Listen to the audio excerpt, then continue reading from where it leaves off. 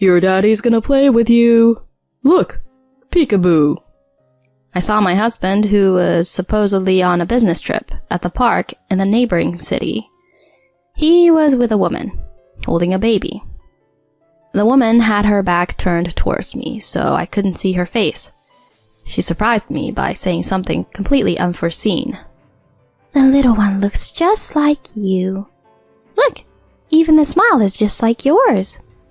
Aw, that's sweet. But she didn't need to copy my dark circles.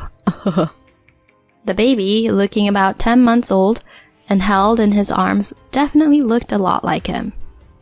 It hit me then. He betrayed me and our daughter by having another child elsewhere. I thought to myself to never forgive him for that. I made a solemn vow to take him down. Woo! Up high! I came up behind him, who was joyfully lifting the baby, and said, "Shall I throw you down low into a fiery pit of hell? I'm Angela Wilson, a 33-year-old mom and a grade school teacher. I've achieved my childhood dream career and dedicated myself to working hard every single day. When I approached my late 20s, I didn't even have a partner. I whined to my high school friend, Yasmin, about it. I'll hook you up with one of my friends. He's a really nice guy." Really? That'll be great. I was introduced to Trent, who later became my husband. He was a temp worker at the time. With his curly hair and fair complexion, he looked adorable when he smiled, and was incredibly gentle and sweet to me. I was instantly drawn to him, and we started going out. A year into our relationship, he popped the question. Even though I was a bit concerned about his unstable career, I still wanted to be with him. So I said yes. His parents gave us their blessings, and the next step was to share the news with my family. My dad, Henry Motor, is the founder and CEO of a moderately sized company. He single-handedly raised me after my mom passed away due to illness when I was in middle school. When I introduced Trent, he kept squinting his eyes, trying hard not to tear up. I can't believe you're getting married. I'm so happy about it. Then Trent came clean to him. But I'm ashamed to tell you that I'm a temp worker. I intend to do my best to make Angela happy, but don't worry about that. I'll introduce you to someone I know. Really? Thank you so much. I mean, hiring you at my company now might look like favoritism, but someday you could take over my position. Until then, learn as much as you can at my friend's company. That's more than I could ask for. I really appreciate it. Thank you. Our marriage and Trent's securing a full-time position happened effortlessly. I sent a message about our happy news to Yasmin. I heard she had moved, so I wanted to get her new address for sending a wedding invitation, but she never replied and just disappeared. Later on, we rented an apartment halfway between our workplaces and moved in together. Everything was going well until I found out that Trent had almost no practical life skills. He couldn't cook, clean, or even operate the washing machine. He'd leave clothes scattered on the floor after taking them off and wouldn't bother to clear the table after meals. Since I also worked, I asked him many times to help with housework, but he had the nerve to say, "Isn't that the wife's job after getting married? It's audacious to ask me to do it." I was speechless by his backward mentality. No matter how much I talked to him, he had no intention of improving his mindset. About a year into that kind of marriage, I found out I was pregnant. Trent was thrilled and wondered, "Will it be a boy or a girl?" with eyes sparkling. However, when my morning sickness started, he never lifted his finger to do the chores. Despite my dissatisfaction, I had to push myself to manage everything at home. Eventually, I gave birth to a healthy girl, whom we named Maya. He took a couple of weeks off from work and stayed home, but as usual, he didn't help me with anything. While he happily held our daughter, cooing her, when the diaper got dirty or she cried, he immediately passed her to me. "She must be uncomfortable with a wet diaper. Change it for her." Ew, that's gross. I don't want to do it. Fine. Can you vacuum then? Ugh, such a hassle. I don't even know how. Why don't you do it? He didn't even try to learn housework or even childcare. I was physically exhausted post-childbirth and sleep-deprived due to nightly breastfeeding. While I was running around like a headless chicken, he just hung around at home glued to his phone. Sometimes he'd disappear somewhere and not return for the whole day. I wondered why he took the leave from work. I was upset, but couldn't vent my frustrations to anyone. I missed Yasmin, thinking if she were around, she would have listened to my complaints. She remained MIA, leaving me feel frustrated and alone. Time passed and Maya turned 3. I resumed my job as a teacher.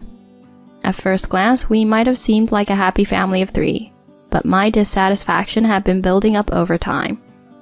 Trent never changed his attitude towards housework and childcare. Moreover, he claimed his work suddenly got hectic in the last few months and started frequently leaving home. Weekdays were filled with overtime, and even precious weekends for spending time with Maya turned into work days. Since I was handling everything related to her, she naturally became quite attached to me. But still, I told myself that he was working hard every day for us, and I needed to support him. That was how I managed to get through each day. One day, I tried to mend our icy relationship and approached Trent. Honey, I've got something to talk about. Oh no. About what? I'm tired, you know? He replied bluntly, scratching his curly hair. I stared at him with a serious expression. Let's go out next Sunday as a family. Not possible. I'm super busy right now. Got a business trip from Friday. I won't be back till Monday. But you've been spending less time with Maya for a while now. She misses her dad, you know. I doubt that. She's sticking to you like glue. Always mom, mom to you. That's because... As I was about to raise my voice, he cut me off, looking annoyed. I don't want to argue. This conversation's over. Then he promptly went to take a shower, leaving me dumbfounded. Sometime later, I got a proposition from a mommy friend. Her daughter wanted a sleepover with Maya at their place. Why not take a break with your husband once in a while? While smiling wryly at her suggestion, I decided to leave her at her house overnight. Trent was on a business trip, and Maya was at a sleepover. My first free Sunday in who knows how many years arrived. I was pondering what to do when my phone rang. It was my dad. Hey Angela, I've got some errands in Jersey City today, but my car broke down. Can you take me there? Sure thing. I'll be right there. I picked him up and drove to his appointment. Little did I know my life was going to change big time afterward. After dropping my dad off at his friend's house, I parked the car in a Lincoln Park parking lot. I was taking a stroll in the park, enjoying the beautiful late morning, when I noticed a cheerful family. My eyes focused on the father before my head caught up. That figure, that curly hair, unmistakably Trent's. Dad's gonna play with you. Look, peekaboo. The voice belonged to none other than him. I froze on the spot and watched them. The woman had her back turned, so I couldn't see her face. Then she surprised me by saying something completely unforeseen. The little one looks just like you. Look, even the smile is just like yours. Aw, that's sweet. But she didn't need to copy my dark circles, haha. The baby, looking about 10 months old and held in his arms, definitely looked a lot like him. It hit me then. He betrayed me and our daughter by having another child elsewhere.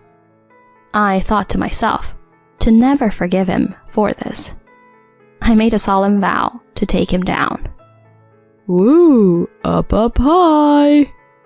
I came up behind him, who was joyfully lifting the baby, and said, Shall I throw you down low into fiery pit of hell? Huh? When he saw me, his eyes opened so wide that they almost popped out of his head. What? Angela? At that moment, the woman turned around. I was utterly shocked to see her face.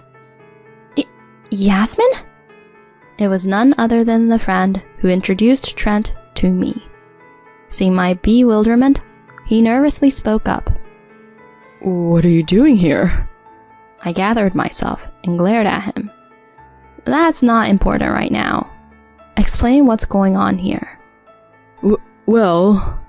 He was sweating profusely as he held the baby. Before I could press him further, Yasmin took the baby from him. Oops, guess we're busted. Oh well. Why, Yasmin? Tell me what's going on. Tell you what? Can't you see? This is our baby. Anything else to say? She nonchalantly stated, which made my head spin. How long has this been going on between you two?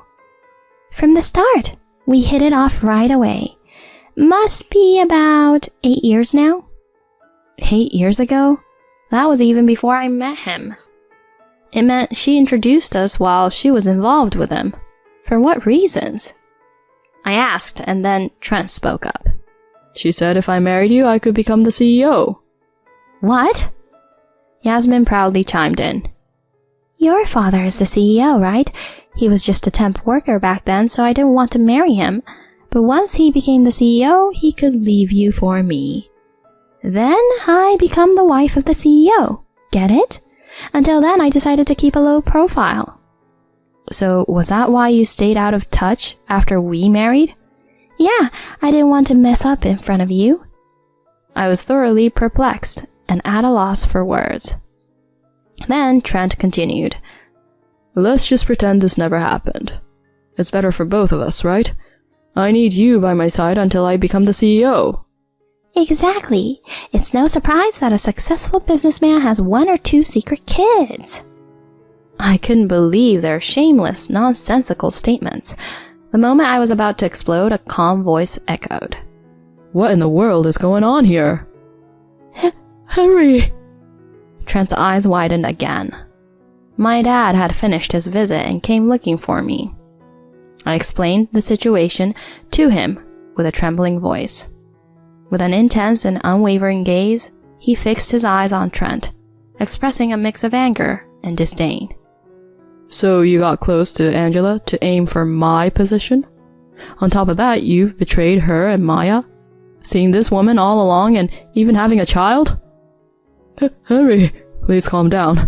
There's a deep meaning behind this. Trent tried to explain, but my dad kept glaring at him and started making a call. Once done, he turned to me. Angela, what do you want to do now? Divorce seems inevitable. Trent started to panic, hearing the D word. My dad raised his voice to shut him up at once. Who'd make someone like you the successor of my company? I never want to see your face again. Wait, so the talk of me becoming the CEO is... What are you still dreaming about? The talk never happened. Get your head out of the clouds already. You absolute fool. Suddenly, a luxury car stopped at the park's entrance, and a well-dressed man got out. What? Mr. Cavill? It was someone close to my dad and also the CEO of the company Trent worked for. Henry, what's this about? My dad explained the whole drama to him. He's been under your company's care until now, but I have no obligation anymore. Please, do as you see fit. Mr. Cavill's expression turned sour as if he'd just sampled something unpleasant. I've kept him employed at your request, but truthfully, he's been often late, absent without notice, incapable at work, and causing trouble for everyone around. We can't fire him suddenly for personal matters, but a demotion is certain. Wait, Mr. Cavill, please listen to me. I have nothing but contempt for you. The least you can do is apologize sincerely to Angela. With that, he briskly walked away. Suddenly, Trent began sobbing. Can't become the president. Facing demotion at work. I'm done for. I asked Yasmin, who was pale watching all of this. What made you resort to this? Did you enjoy deceiving me? Her eyes, filled with hatred, looked straight into my eyes. I never liked you since high school. You were popular and the daughter of the CEO. Nothing but annoying. Is that the only reason? Mm-hmm. I laughed at you behind your back knowing you were clueless. Served you right. I let out a heavy, disdain-filled sigh. I understand your feelings about me now. Aside from that, you better make sure Trent pays up alimony and child support. Huh? Her eyes widened in disbelief and I continued flatly. Whether you two love each other or not, legally I'm his wife. Knowing that and still having a child, there's no escaping from it. I hope you guys are prepared. You've got to be kidding me. We don't have that kind of money, and with our baby, like I care, I'll take him to court or we'll do whatever it takes. She flinched at my enraged outburst. Suddenly, Trent clung to me. Honey, I messed up big time. It's all been a lie. The truth is, I love you and Maya the most. I'm breaking up with her. So let's start over as the three of us. I'm begging you. Don't touch me. Disgusting. I pushed him away with all my might as he reached out. He fell to the ground, covered in sand, looking pitifully up at me. I'll demand hefty alimony and child support from you. Make sure to pay up, and never show up in front of me and Maya again, you scumbag. Oh no, please. My dad and I had enough of them and left them both dazed in the park. Afterward, Trent and I got divorced. Due to his limited finances, I received only half the alimony and consented to receive the remaining amount, along with child support, in installments. Since he was left with no money and a reduced salary, Yasmin asked her parents for financial support. After our divorce, they got married. She didn't have decent work experience and had been relying on her parents' support. When they discovered their grandchild was born out of wedlock to a married man, they were so ashamed that they severed ties with her. Trent's family was also furious with him, apologizing to me for his actions. He's been demoted with no savings, and both of them are disdained by their family. They reportedly fight every day. They still have to raise the child, so Yasmin has taken a part-time job at a supermarket. Trent couldn't bear the rumors of his own doings at his workplace and resigned. He's now back to being a temp worker. Their lives seem quite tough, but I don't sympathize with them at all. I just think it serves them right. On the other hand, I moved near my dad with Maya and started a new life. He loves babysitting her and supports us financially, for which I'm extremely grateful. I'm excited about watching Maya grow up, and I'm determined to live my life with a brighter outlook from here on out.